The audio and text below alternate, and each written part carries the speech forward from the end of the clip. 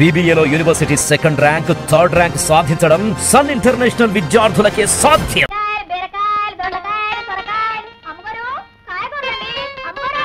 అమ్మగారు గుడికి వెళ్ళారు, ఇప్పుడే వస్తారు. ఉండు. అదేంటి సినిబాబు గారు బంగారం నాటి చేతులకి బురద చూస్తున్నారు? ఎవరి చేతులైనా తోలు చేతులే గాని ముందా గంప అక్కడ పెట్టొచ్చి చేతులు కడుక్కోవటానికి కాసి నీళ్లు పోయి. అమ్మో, నా చేతులతోటే? బురద గడుక్కోవటానికి నీళ్లు ఎవరి చేతులతో పోస్తాయం గాని వచ్చిపోయి. అమ్మో, నా వల్ల కాదు బాబు గారు. అరే రమ్మంటుంటే మర్యాదగా వచ్చి నీళ్లు పోసావా? సరే సరే, లేదంటే ఈ బురద చేతులు తీసుకొచ్చి నీ పైటి చెంకే తుడిచేస్తాను. అంత పని చేయకండి, నేనే పోస్తాను.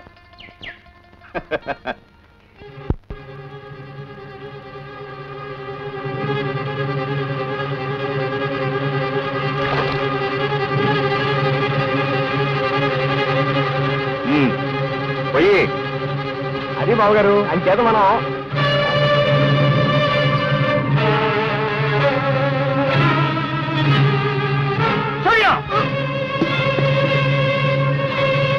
ఎంత పార్టిసిపేట్ చేసావా నువ్వు? నిన్ను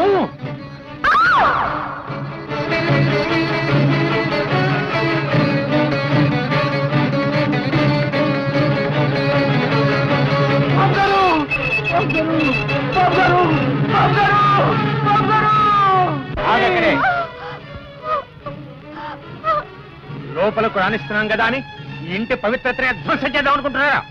అదేంటి అయ్యగారు, ఉన్న మాటేనండి. అపశృతి పలుకుతున్నాను అనుకోకపోతే నాదో నిందారోపణ శృతి. గట్టిగోపం గారు, నీకు ఆడపిల్లలు ఉన్నారు బాబు. నా బిడ్డ మీద అవార్డు వేయటానికి మీకు నోరేలా వచ్చింది బాబు. అయ్యా,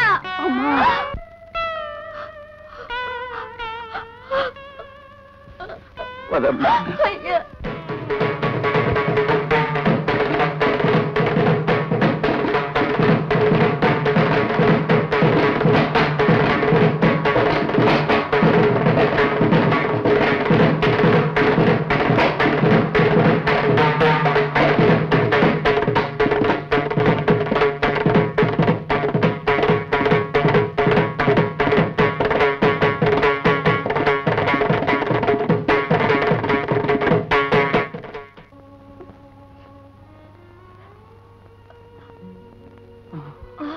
బాబు గారు,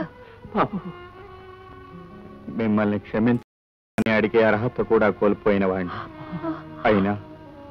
అయినా నన్ను క్షమించమని వేడుకుంటున్నాను. అంత మాట అనకండి బాబు గారు. మీరు పెడితే తినేవాళ్ళం, కొడితే పడేవాళ్ళం బాబు. బాబు, మీ కాళ్ళ దగ్గర పడి ఉండాల్సిన వాళ్ళం బాబు. మీరిలా అణగారి బ్రతికినంత కాలం మీ బ్రతుకంతా వాతలు పడుతూనే ఉంటాయి.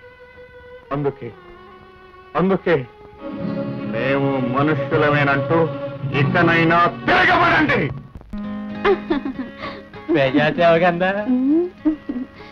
దేవాదాయం ఎలా ఉంది? ప్రతి నెల 4 లక్షలకి తక్కువ ఉండేది కాదు, ఈ నెలలో లక్షే. ప్రజలకి దేవుడి మీద భక్తి తగ్గిపోతుందేమో, కొంచెం జాగ్రత్తగా చూసుకోండి. ఆ భయం నాకు లేదు. మన ప్రజలు ఎప్పుడూ పిరికోళ్లే, దేవుడి పేరు చెప్పి ఇట్టే భయపెట్టేయచ్చు.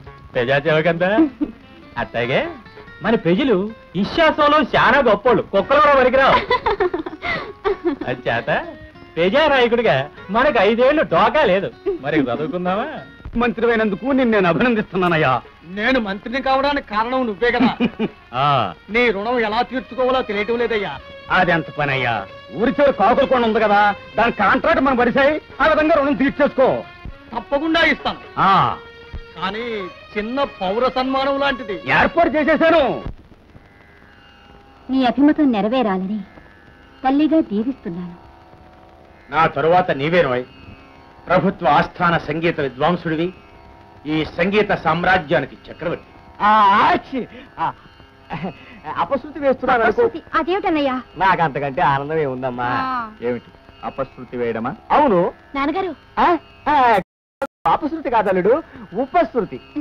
ఆనాడు మా బావగారి అమరగానానికి మా అమ్మాయే నృత్యం చేసింది, ఈనాడు అల్లుడు గారి మధురగానానికి మా అమ్మాయే నృత్యం చేస్తుంది. అంతకంటే నా జీవితంలో ఆనంద శృతి నా జీవితంలో వేరే ఉంటుంది బావగారు. నీ అపశృతి నిన్ను వదిలిపెట్టదు, నువ్వు మమ్మల్ని వదిలిపెట్టవు.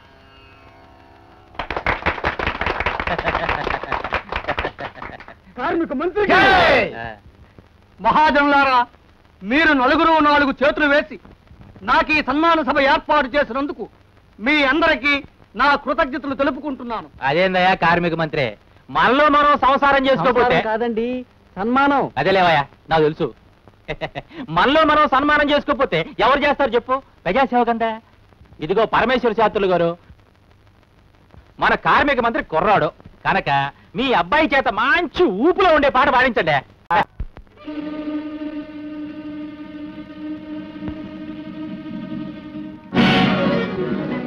బాబు సూర్య, ఏమండి?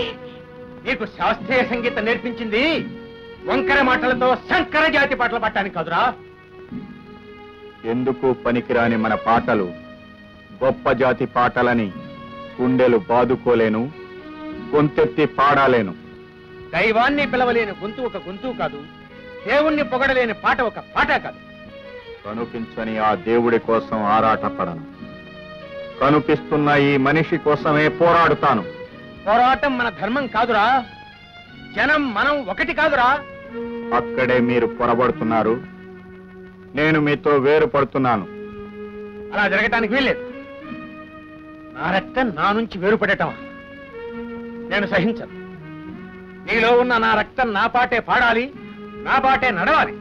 తనలా చల్లబడమని చంద్రుడు ఎంత ప్రాధేయపడినా సూర్యుడు చల్లబడను లేడు, తనలా ప్రకాశించమని సూర్యుడు ఎంత వాదించినా చంద్రుడు ప్రకాశించను లేడు. తెలుసో తెలియకో మీరు నాకు సూర్యుడు అని పేరు పెట్టారు. సూర్యుల్లా ప్రకాశించమని చల్లగా దీవించారు కూడా. అంటే చంద్రుడిలా సమాజాన్ని నేను చల్లబరుస్తున్నానంటావు? కాదు, నిద్రపుచ్చుతున్నారంటాను.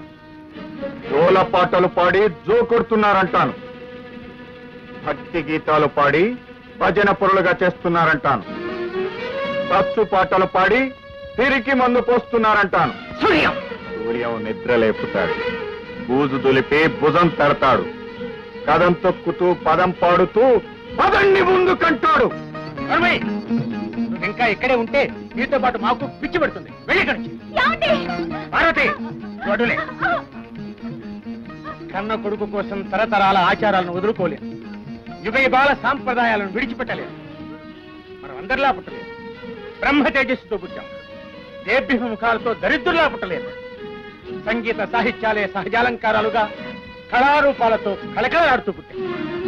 కన్న తండ్రి చెప్తున్న పచ్చి అబద్ధాన్ని కూడా నిజమని నమ్మే అవివేకిని కాదు నేను. అంటే నీకు నచ్చనంత మాత్రాన నేను చెప్పేది అబద్ధమవుతున్నట? ఈ పరమేశ్వర శాస్త్రి పచ్చి నిజాలకు ప్రతిరూపమని ఈ రోజు కాకపోయినా రేపైనా నువ్వు తెలుసుకుంటావు. సరే, ఇక ఈ వివాదం మనకు అనవసరం. ఈనాటి నుంచి నీవు నాకు కొడుకువు కాదు, నేను నీకు తండ్రిని కాదు. నా సంగీత శిష్యుడు ఏనాడో చచ్చాడు అనుకుంటాను.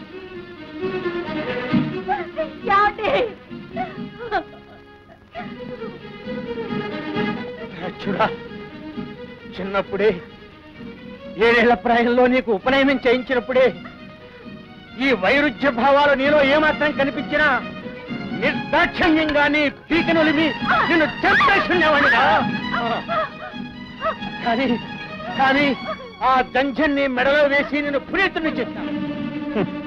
జంధ్యం వేసుకున్న వాళ్ళంతా పునీతులవుతారనుకోవడం మన ఆత్మ వంచనే అవుతుంది నాన్నగారు. చివరకు మన ఉనికిని, మన పవిత్ర చిహ్నాన్నే శంకిస్తున్నావు నువ్వు. నేనే కాదు, ఆలోచించే ప్రతి వ్యక్తి మనల్ని శంకిస్తాడు. నిజాన్ని మీరు ఒప్పుకోలేరు.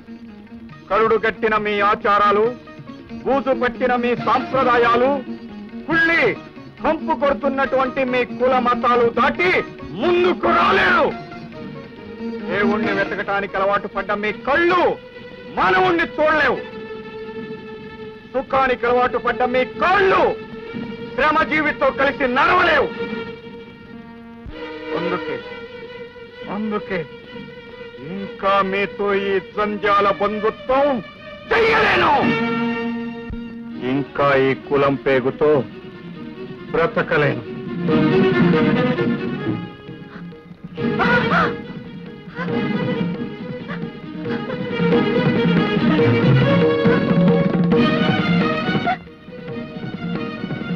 మీరు కాదన్నా నేను మీ కొడుకును కాకపోను.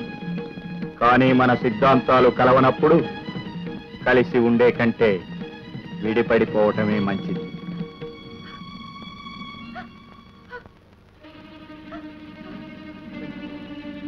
వెళ్ళొస్తానమ్మా. బాబు సూర్యం నా మాట విను. బాబు బాబు బాబు ఏమండి పిలవండి. సూర్యుడు వెళ్ళిపోతున్నాడండి. మన సూర్యుడు వెళ్ళిపోతున్నాడండి. ఆగు. అదే నీ ఆఖరి అడుగు. తిరిగి అడుగు ఇంట్లో పట్టానికి వెళ్ళలేదు, నీ నీడైనా సొకటానికి వెళ్ళలేదు.